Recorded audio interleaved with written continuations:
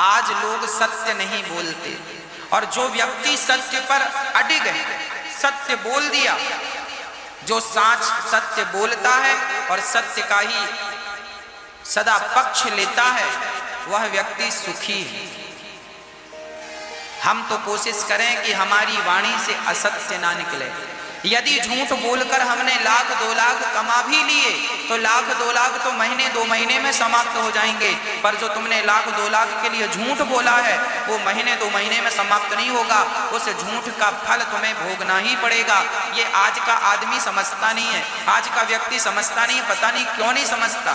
अधिक लोभ होने के कारण आदमी देख रहा है कि कैसी दुर्गति हो रही है, कैसी दुर्दशा हो रही है पाप करने के बाद, फिर भी लोगों की आंखें नहीं खुलती। सो क्या करें? इसलिए आप और हम देखें ना देखें, अरे दशरथ जी मर गए केवल सत्य के लिए ही तो मर गए। चाहते तो कह सकते ना, कैकई हमने तुम्हें, कैकई ने कहा था कि आपने हमें 2 वरदान देने को कहा था। दशरथ जी कह देते कि हमें याद नहीं है, हमने नहीं देना, तो कैकई क्या कर लेती, पर नहीं, प्राण जाए पर वचन न जाए। सत्य को जब आप बचाएंगे तो याद रखना सत्य भी आपको बचाएगा। और सत्य बोलकर मर जाना अच्छा है, झूठ बोलकर जिंदा रहना अच्छा नहीं है। सच बोलकर हार जाना अच्छा है, पर झूठ बोलकर जीतना अच्छा नहीं है। हमेशा सत्य के साथ रहो, कोशिश करो कि सत्य बोलेंगे आप। नारद जी कह रहे हैं इस कली काल में सत्यम नास्ति, सत्य का तो मानो नाश हो गया, अर्थात सत्य चला गया। आज लोग सत्य का ध्यान नहीं रखते, दया नहीं है।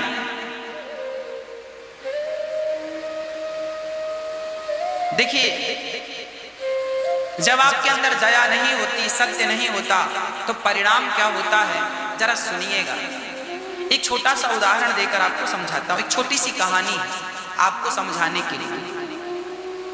ये कहानी बिल्कुल सत्य है। एक मेडिकल स्टोर था जहां दवाइयां मिलती। एक सज्जन का मेडिकल था, वो अपने मेडिकल से इतना पैसा कमाया कि उसकी अच्छी खासी प्रॉपर्टी हो गई, अच्छे खासे प्लॉट हो गए, अच्छा खासा नाम था, अच्छी खासी दौलत इकट्ठी कर ली, क्योंकि उसकी मेडिकल बहुत चलती थी। दवाइयों की दुकान, दवा की दुकान बहुत चलती थी, मैन शहर में थी, अच्छी खासी जिंदगी थी। अचानक रात को 8 बजे उस दवाई की दुकान में एक बूढ़ा सा आदमी आया। पेशे से मजदूर लग रहा था, मजदूर था, बहुत बूढ़ा था और बहुत गरीब था। उसने दवाइयों का पर्चा निकाल कर दिया, भैया मेरी पत्नी बड़ी बीमार है, ये दवाइयों का पर्चा ले लो, ये दवाइयां दे दो। दवाई की दुकान में वह व्यक्ति बैठा था जिसकी अपनी दवा की दुकान थी, वह दवाई की दुकान का मालिक था।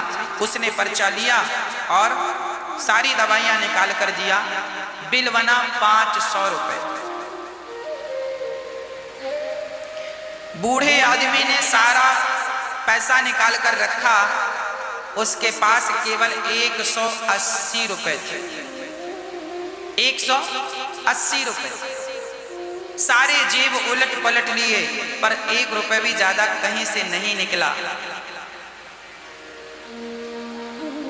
उस गरीब आदमी ने कहा, बाबूजी, भैया मेरी पत्नी बहुत बीमार है, दवा नहीं मिलेगी, मर जाएगी।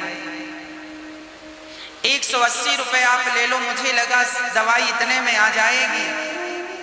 मेरा बेटा नहीं है, कमाने वाला कोई नहीं है, हम दोनों बूढ़े हो चुके हैं, पैसे कहां से आए? तो मेडिकल वाली दुकानदार ने बोला, दवाई की दुकान वाले ने बोला, तो क्या हमने तुम्हारा ठेका ले रखा है? कहां से पैसे आए? चले आते हो, पैसे लाओ तब दवाई मिलेगी, कह दिया मेडिकल वाले ने।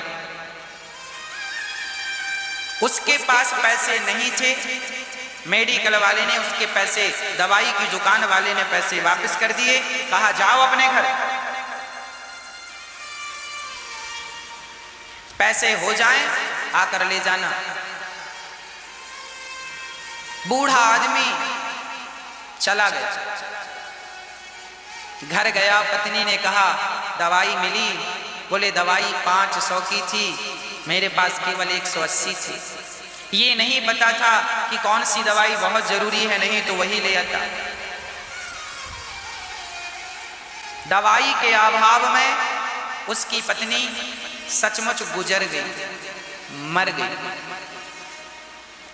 जबकि वो जो मेडिकल दवाई की दुकान वाला व्यक्ति था, एक्चुअली वो दवाई की ओरिजिनल कीमत 130 रुपए थी।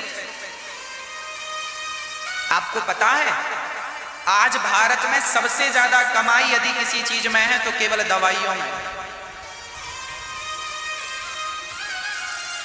जो दवाई मार्केट में 100 रुपए की मिलती है, उसकी रियल कीमत होती है केवल 10 रुपए।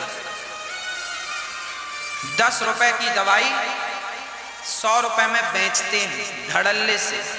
उसमें रेट पड़ा होता है, MRP पड़ी होती है।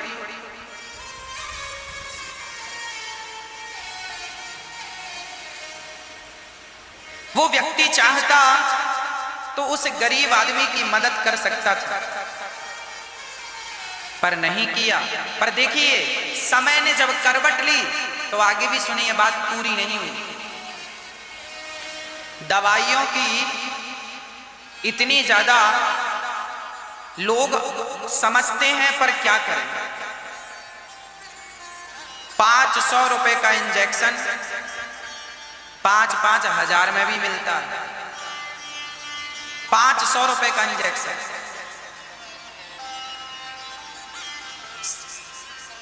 दवाइयों की बहुत ज्यादा, भारत में सबसे ज्यादा यदि कहीं लोग पैसा ज्यादा खर्च करते हैं तो केवल दवाई। 2 रुपए की दवाई 20 रुपए में, और 20 रुपए की दवाई 200 रुपए में खूब आराम से बिक जाती है। वो व्यक्ति चाहता तो उस गरीब आदमी की मदद कर सकता था,